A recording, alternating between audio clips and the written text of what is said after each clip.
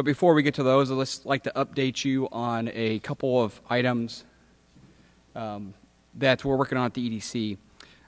Earlier and back in September, we talked about the Business Development Resource Center that we're working to develop here in Decatur in conjunction with the City of Decatur, the Chamber of Commerce, Milk University, and Richland Community College to develop an opportunity for a one-stop shop for businesses to be able to access items in the community, get answers for their questions, and those types of efforts. We continue to move forward with that, and we're getting closer to getting that launched. One of the big opportunities we have now is to bring Small Business Development Center resources, so SBDC resources, back to the Decatur community. These resources haven't existed before. We're very close to finalizing a partnership with the Champaign County EDC, who has a Small Business Development Center in their office, and we're negotiating some designated times per week and per month for the counselors to be over here in Decatur working with our small businesses. Also, you'll be able to access them to ask them questions and to get information from them about programs that exist with the Small Business Administration. So that's a real step towards what we believe is an effort to bring growth and prosperity to the Central Illinois region. You've heard a lot today about how we can be in a competitive alternative to the congestion in Chicago, and we believe that we can be.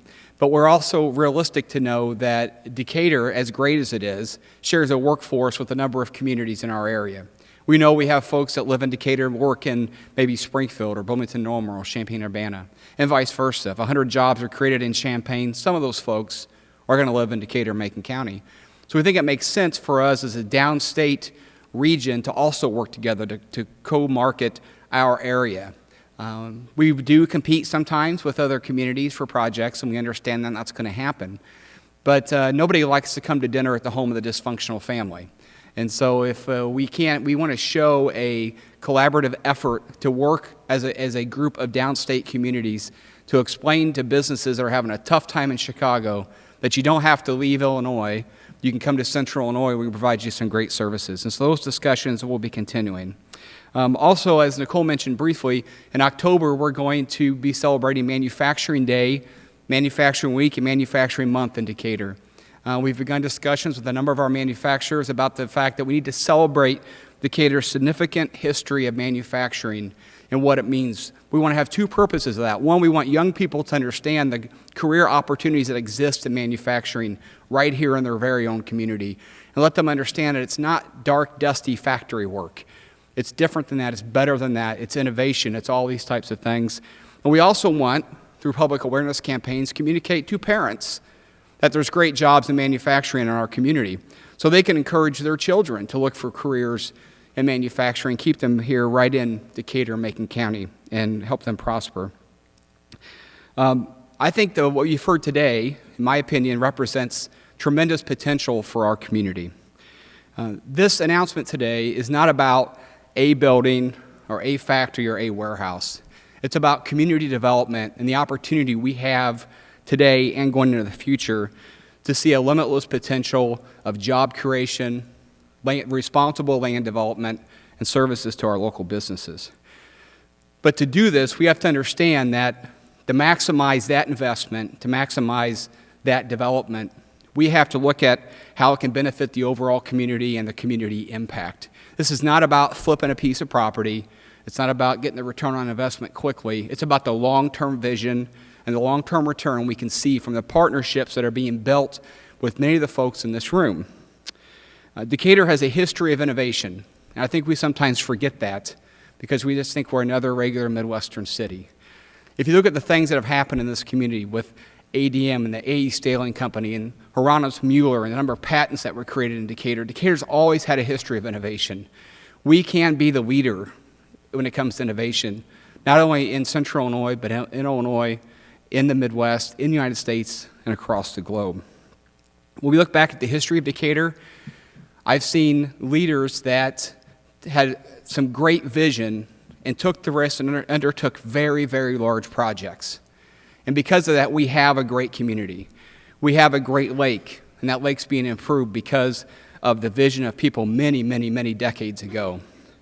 And you don't want that vision and that effort by those past leaders to fail and not achieve the maximum benefit. So the best thing we can do as a community to honor their vision and their efforts is to dream big, to think big, and understand that we have an amazing potential here right in front of us. But to be able to recognize that, we have to work together as a community. We have to sometimes do things that might not be exactly the best thing just for our budget, but it's best for what the community is.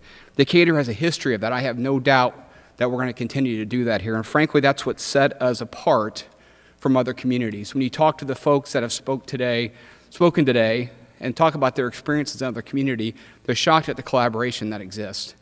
And when I hear about things like the city and the county government working together on transportation grants, as opposed to putting in competing grant applications, that seems like a minor thing to you, but it's a big deal. And that's the kind of collaboration that's going to continue to move us forward.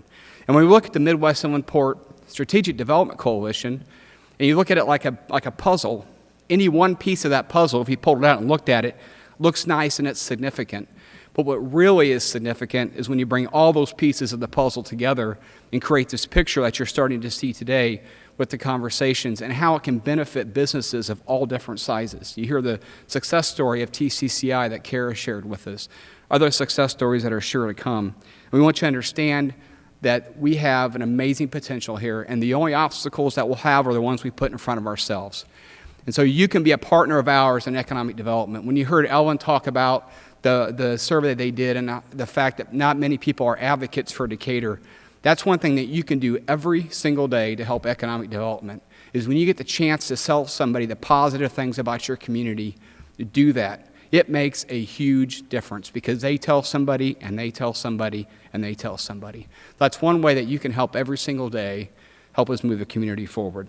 We're very excited at the Midwest Inland Port and at EDC about the future of the community. And one of the reasons we're excited is we've seen the significant investment by the city of Decatur in their infrastructure projects.